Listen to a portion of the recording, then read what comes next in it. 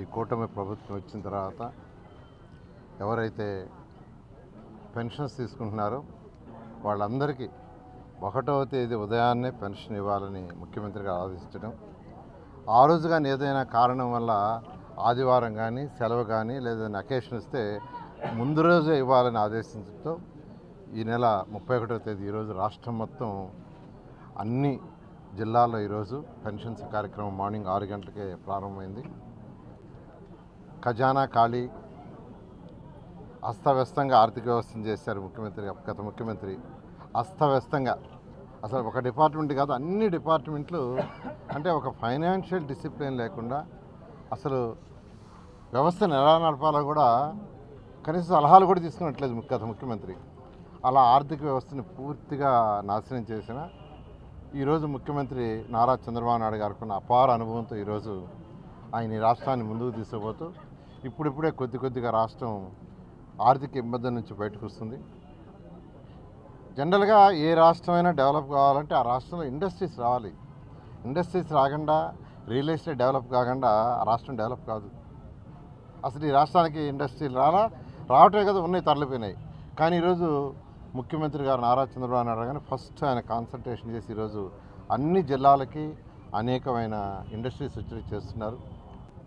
So ఇలా అనుభవం ఉన్న ముఖ్యమంత్రి గారు ఈరోజు రాష్ట్రాన్ని తీసుకుపోతూ రెండో పక్క సంక్షేమం, పేదలు నిరుపేదలు ఎవరైతే ఉండారో వాళ్ళకి కొంత చేతినివ్వాలి, వాళ్ళకి కొంత చేతినిస్తేనే వాళ్ళు డెవలప్ అవుతారని ఈరోజు పెన్షన్ కార్యక్రమాన్ని అంతకుముందు ఉన్న పెన్షన్కి 4,000 చేశారు.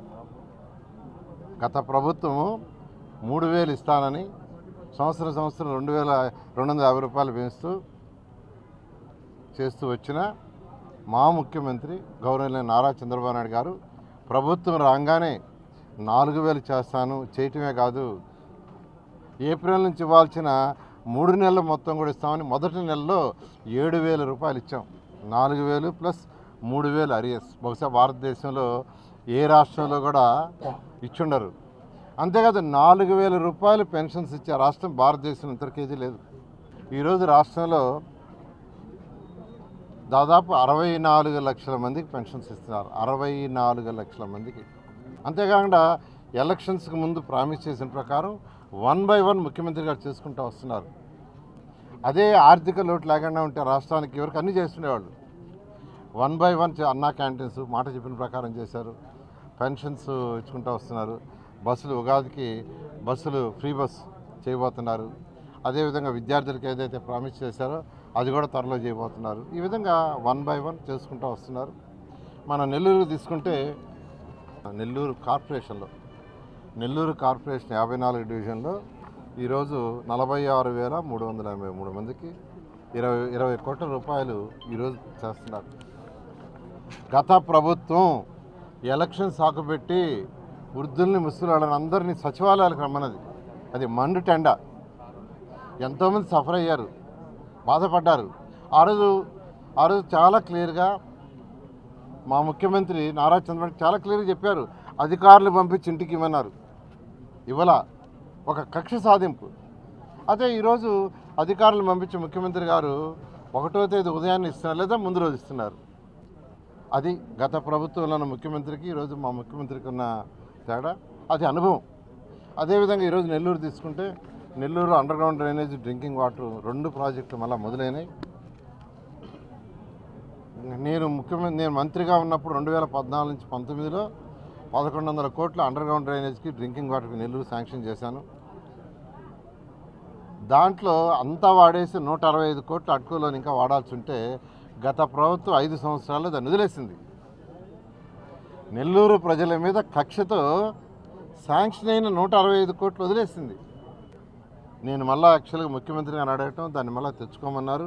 Finance department, finance minister accept చేశారు. మళ్ళీ కేంద్రాన్ని వాళ్ళని అడిగాను, వాళ్ళు కూడా మీరు ప్రాసెస్ చేయండి ఇస్తామన్నారు. ప్రాసెస్ ఫైల్ జరుగుతుంది. బహుశా త్వరలో అది కూడా వస్తుంది. రాగానే అండర్గ్రౌండ్ డ్రైనేజ్, డ్రింకింగ్ వాటర్ రాబోయే 1 yearలో అది కంప్లీట్ చేస్తాం. నేను అందరికీ చెప్తున్నా, తొందరపడొద్దు. మాట చెప్పిన ప్రకారం ఎలక్షన్స్కి ముందు ఏదైతే నేను మాట చెప్పానో 100కి 100 పాలు చేస్తానని తెలియజేస్తున్నాను. మరొక విషయం, ఈ యొక్క ఇళ్ళు తొలగిస్తాడు నారాయణ సారు, తీసేస్తారని ప్రచారం చేస్తున్నారు. 2014-19లో మంత్రిగా నేను ఉన్నప్పుడు ఒక్కటంటే ఒక్క ఇల్లు నెల్లూరులో తొలగించాల, ఒక్కటంటే ఒకటి నేను ఎక్కడ తొలగించాల. కానీ ప్రచారం చేశారు, నారాయణ సార్ వస్తే ఇల్లు తీసేస్తారు, సరేపల్లి కాలకట్ట మీద తీసేస్తారు, జాఫర్ కాలకట్ట తీసేస్తారు, పెన్న కట్ట తీసేస్తారని. ఒక్క ఇల్లు అంటే ఒకటి తీసా. కానీ నెల్లూరు ప్రజలందరూ ఇదే సర్వేపల్లి కాలకట్ట కావచ్చు, పెన్నా జాఫర్ ఖానా కావచ్చు, గత ప్రభుత్వం 2019 నుంచి 24 దాకా ఎన్ని ఇళ్ళు తీసేస్తాం మీరే చూడండి. ఇప్పుడే ఒక మహిళ అన్నది, సార్ మా ఇల్లు వెనకాలంతా కొట్టేశారు, దిక్కుమొక్కు లేదు, మీరు హెల్ప్ చేయండి సార్ అని. ఇలా గత ప్రభుత్వానికి ఈ యొక్క కూటమి ప్రభుత్వానికి తేడాది. ఒక్కటంటే ఒక్క ఇల్లు కూడా తొలగించే ప్రసక్తే ఉండదు, మీకు అందరికీ చెప్తున్నాను. ఇది నమ్మొద్దు, ఇది వైసీపీ నాయకులు చేసే ప్రచారం. ఎందుకంటే పేదల యొక్క బాధ నాకు తెలుసు, నేను పుట్టి పెరిగింది అక్కడే, ట్యూషన్లు చెప్పింది అక్కడే, నారాయణ ఇన్స్టిట్యూట్ డెవలప్ చేసింది అక్కడి నుంచే, మంత్రి అయింది కూడా అక్కడి నుంచే. అందుకని ఏ పేదవాడి ఇళ్ళు కూడా నేను తీయను, నేను చాలా క్లియర్గా చెప్తుండా.